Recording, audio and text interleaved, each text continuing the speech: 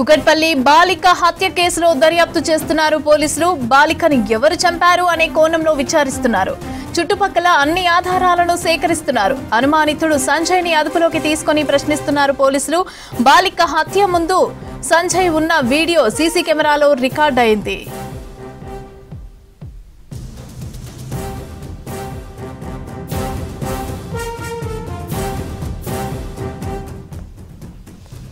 నిన్న కుకట్పల్లి సందీప్ నగర్ లో బాలిక హత్య జరిగింది. పేరెంట్స్ ఇంట్లో లేని సమయంలో బాలికను దారుణంగా హత్య చేశారు గుర్తు తెలియని వ్యక్తులు.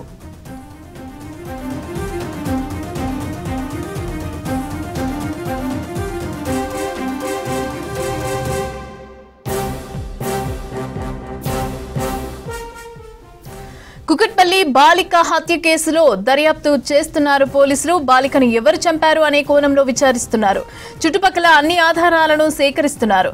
అనుమానితుడు సంజయ్ ని అదుపులోకి తీసుకుని ప్రశ్నిస్తున్నారు పోలీసులు. బాలిక హత్య ముందు సంజయ్ ఉన్న వీడియో సీసీ కెమెరాలో రికార్డ్ అయింది.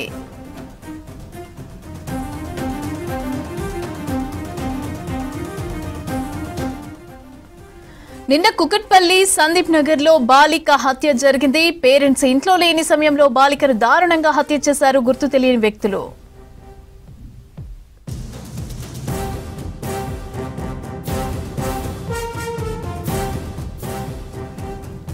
రెడ్డికి ఇదే అంశానికి సంబంధించి పూర్తి అప్డేట్స్ మా ప్రతినిధి రామ్ ప్రసాద్ అందిస్తారు. రామ్ ప్రసాద్, చెప్పండి, కుకట్పల్లి బాలిక మర్డర్ కేసుకు సంబంధించి అప్డేట్స్ ఏంటి?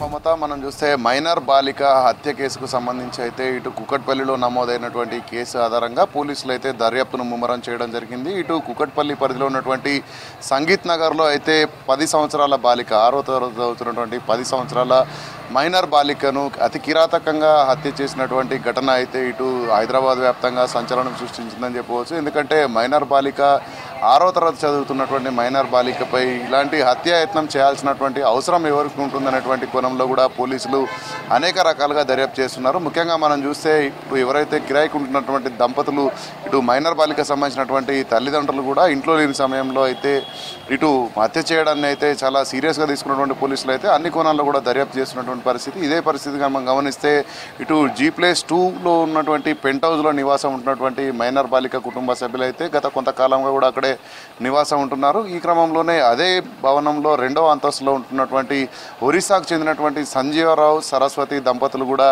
గత కొద్ది సంవత్సరాలుగా అక్కడే ఉంటున్నారు. వారికి కూడా 2 కుమార్తెలు ఉన్న క్రమంలో సంజీవరావు అయితే గత 3 నెలల నుంచి ఇటు ఉద్యోగం లేకపోవడం కారణంగా ఇంటి వద్దే ఉంటున్నాడు. ఈ క్రమంలోనే ఇటు హత్య జరిగినటువంటి సమయంలో అయితే అక్కడున్న CCTV ఫుటేజ్ ఆధారంగా ఇటు సంజీవరావుగా అనుమానిస్తున్నటువంటి పోలీసులు అయితే నిన్న హత్య జరిగిన సమయంలోనే ఇటు సంజీవరావును కూడా పోలీసులు అదుపులోకి తీసుకోవడం జరిగింది. అంతేకాకుండా మనం చూస్తే ఈ మొత్తం కేసును కూడా ఇటు కుకట్పల్లి పోలీసులు అయితే చాలా సీరియస్గా తీసుకున్నారు. ఎందుకంటే ఇటు రాజకీయ పార్టీల నాయకులు కూడా ఖండిస్తున్నటువంటి పరిస్థితి. ఎందుకంటే మైనర్ బాలికను అతి కిరాతకంగా హత్య చేయాల్సినటువంటి అవసరం ఏముంది, అలాంటి పరిస్థితులు ఎందుకు వచ్చాయనే కోణంలో అయితే ఇటు ప్రజలందరూ కూడా ఇటు కుకట్పల్లిలోని సంగీత్ నగర్లో ఇప్పటికే విషాదచారాలు అలుముకున్నాయి. మనం చూస్తున్నాం. ఈ క్రమంలోనే ఇటు పోలీసులు కూడా ఈ కేసును సీరియస్గా తీసుకోవడంతో పాటు నిన్నటి నుంచి ఇటు సంజీవరావును అయితే అదుపులోకి తీసుకొని ఇటు పోలీసులు విచారణ చేస్తున్నారు. దానికి సంబంధించినటువంటి ఒక CC ఫుటేజ్ను కూడా వాళ్ళు ఈరోజు అయితే పోలీసులు దాన్ని గమనించడం జరిగింది. CC ఫుటేజ్లో ఉన్నది సంజీవరాదా లేదంటే వేరే వ్యక్తి అనే కోణంలో కూడా పోలీసులు అయితే దర్యాప్తు కొనసాగిస్తున్నారు. మనం ఈ హత్య జరిగిన సందర్భం నుంచి కనుక గమనిస్తే ఈ హత్య కోణంలో గల కారణాలు ఏంటి, ఎందుకంటే ఒంటరిగా ఉన్నటువంటి మైనర్ బాలికను హత్య చేసేటువంటి కారణం ఏమై ఉంటుంది? ఎవరైనా దొంగతనానికి పాల్పడి ఈ సందర్భంలో ప్రతిఘటించినట్లయితే హత్య చేసి ఉంటారా, లేదంటే ఎవరైనా కుటుంబ సభ్యులకు సంబంధించి ఏదైనా లావాదేవీలు కానీ ఇటు ఆస్తి తగాదాలు కానీ ఇలాంటి కోణంలో ఏమైనా హత్య జరిగి ఉంటుందా అనేటువంటి అన్ని కోణాల్లో కూడా పోలీసులు దర్యాప్తు చేయడం జరిగింది. ఈ క్రమంలోనే ఇది G+2 ఉన్నటువంటి పెంట్ హౌస్ భవనం కావడంతో ఇటు నైబర్స్, ఎందుకంటే చుట్టుపక్కల ఉన్నటువంటి CC కెమెరాలను కూడా పోలీసులు అయితే క్షుణ్ణంగా అబ్జర్వ్ చేయడం జరిగింది.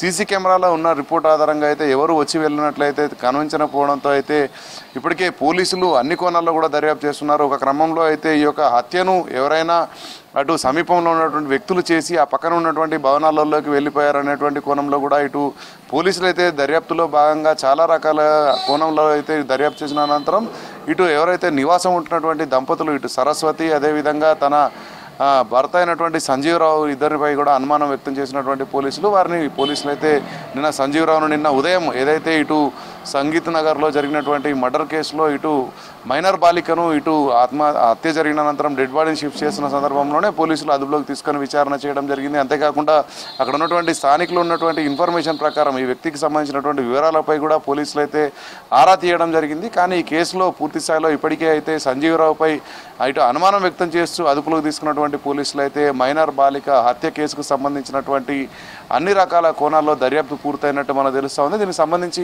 ఈరోజు కానీ లేదంటే రేపు ఉదయం కానీ ఇటు కుక్కట్పల్లికి సంబంధించినటువంటి పోలీసులు కూడా వివరాలు తెలిపేటువంటి అవకాశం అయితే ఉన్నట్టు మనకు తెలిసింది. దీనికి సంబంధించి ఇప్పటికే ఇటు కుక్కట్పల్లి పోలీస్ స్టేషన్లోనే ఇటు పోలీసులందరూ కూడా ఇటు కేసుకు సంబంధించినటువంటి విచారణ జరుపుతున్నారు. ఎందుకంటే ఇప్పటికే మైనర్ బాలికకు సంబంధించినటువంటి కుటుంబ సభ్యులు కూడా సంగారెడ్డికి వెళ్ళిన క్రమంలో వారికి కూడా ఈ యొక్క సమాచారంపై అంటే ఉన్నటువంటి సంబంధాలపై, ఎందుకంటే ఒకటే ఫ్లాట్లో ఇల్లులో కిరాయికి ఉన్న క్రమంలో గతంలో ఏవైనా గొడవలు ఉన్నాయనేటువంటి కారణంలో కూడా పోలీసులు అయితే దర్యాప్తులు అయితే కొనసాగిస్తున్నారు. దీనికి సంబంధించి మైనర్ బాలిక హత్యకు సంబంధించి అయితే పూర్తి వివరాలను లాగే పనిలో అయితే పోలీసుల దర్యాప్తు కొనసాగుతుంది. Mamata. Right, thank you Ram Prasad.